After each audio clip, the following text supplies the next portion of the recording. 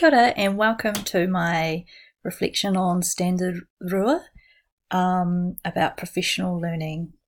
So I will just take you to my self-assessment mawhai, and you can see here that on Standard Rua I started off as a 4 in terms of confidence and competence and grew to a 6. I'm just going to take you back to Standard Rua. So one of the competencies that I had a large area of growth was in 2.1, which I grew from a 2 to a 7. There were quite a few reasons for this, but the reason I put this goal into it, which was a forum post I posted, was because I ended up gaining a lot of knowledge from this. I posted a question in terms of what is actually reflective practice, and I came to understand this because I realised that I was a divergent thinker and not a convergent thinker, and I think reflection is easier for people who are convergent thinkers because you can follow rules, it's mechanical and it's quite linear, as Esnick H&H 2003 says that divergent thinkers are creative, have no rules, and it's more discovery based. So this artifact identifies that by there's a response that I got from the lovely Irirangi. She gave me a lot of concrete ways of understanding what a reflective practice is, and it was wonderful because I realised that actually I was quite a reflective practitioner, and that actually it was because I'm a visual thinker, and she gave me the idea of doing mind maps as part of my reflections and drawing pictures, and that they were valid ways of reflecting. So within my practicum I then created a new reflective template, which was also with the help of Sonia McFarlane. And I mean, she didn't actually do it, but in terms of like her reflective template, Aoraki.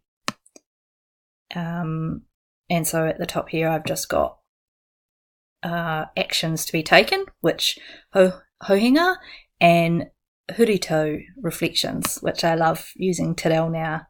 Yeah, it's really cool. It's like, what do I sense? What reflective actions have I taken? And it was quite awesome because within Sonia's article there was a quote by Hoban 2002 that says, "Reflection is pivotal to professional development. The rethinking of experience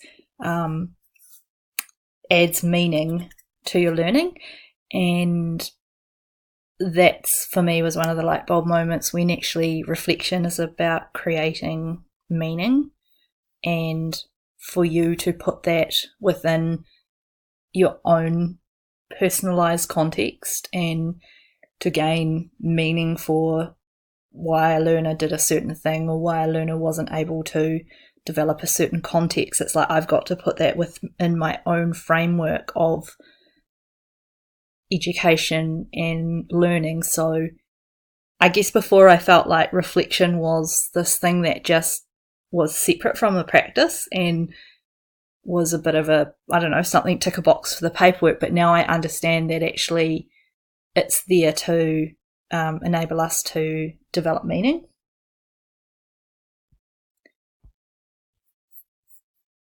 The other area that I thought was a large area of growth for me, initially going from a 5 and then to an 8, was 2.7, collaborating with Kay and Chitsa, who are orientation and mobility specialists. And the artifact that I put in was some notes from the O&M referral process PD, which was quite good because that put into context how to apply for a O&M referral.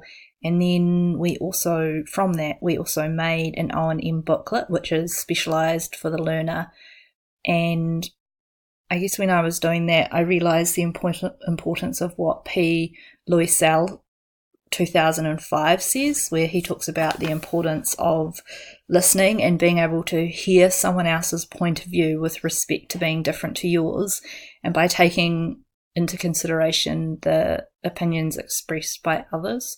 And even though orientation and mobility and resource teaching of learning are quite similar, they're still coming from a slightly different angle. And I guess I was quite aware for collaboration to work quite well, it is really important that that's just like a general rule, that I'm able to hear other people's point of view without, like, even if it comes from a different, like, for example, O&M comes from more of a medical background and RTV comes from an educational background. So it's the ability to be open so that you're able to collaborate and synthesize your knowledge.